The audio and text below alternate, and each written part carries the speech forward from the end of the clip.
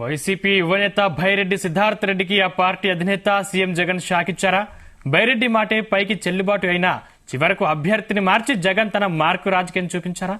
Nandikotkur ticket విషయంలో ఏం జరిగింది?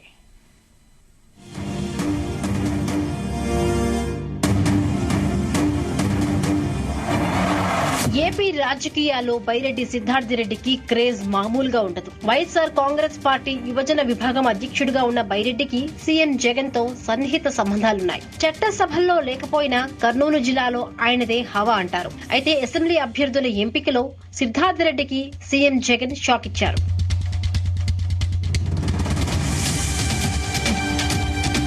బైరెడ్డి సొంత నియోజకవర్గం కర్నూలు జిల్లా నందికొట్కూరు. అది ఎస్సీ రిజర్వ్డ్ సీటు కావడంతో 2019లో ఎమ్మెల్యేగా తోగురు ఆర్థర్ గెలిచారు.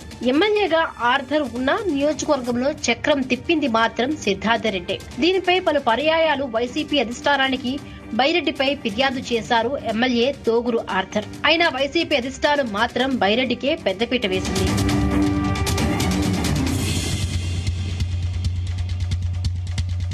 ఇక తాజాగా అసెంబ్లీ అభ్యర్థి ప్రకటనలో బైరెడ్డి సిద్ధార్థ రెడ్డికి షాక్ ఇచ్చారు సీఎం జగన్. 4వ విడతలో 8 అసెంబ్లీ స్థానాలకు 1 లోక్సభ స్థానానికి అభ్యర్థులను ప్రకటించారు. ఇందులో భాగంగా కర్నూలు జిల్లా నందికొట్కూరు స్థానానికి డాక్టర్ దారా సుధీర్ ను అభ్యర్థిగా నియమించారు. నందికొట్కూరు పార్టీ ఇన్ఛార్జ్ గా ఉన్న బైరెడ్డి సిద్ధార్థ రెడ్డి ఎమ్మెల్యే తొగురు ఆర్థర్ కు టికెట్ ఇవ్వద్దని జగన్ కు చెప్పినట్లుగా టాక్. మాజీ ఎమ్మెల్యే లబ్బి వెంకటస్వామికి సీటు ఇవ్వాలని కోరారట. అయితే బైరెడ్డి చెప్పినట్టు తొగురు ఆర్థర్ ను తప్పించినా ఆయన చెప్పిన వెంకటస్వామికి మాత్రం సీటు ఇవ్వలేదు జగన్.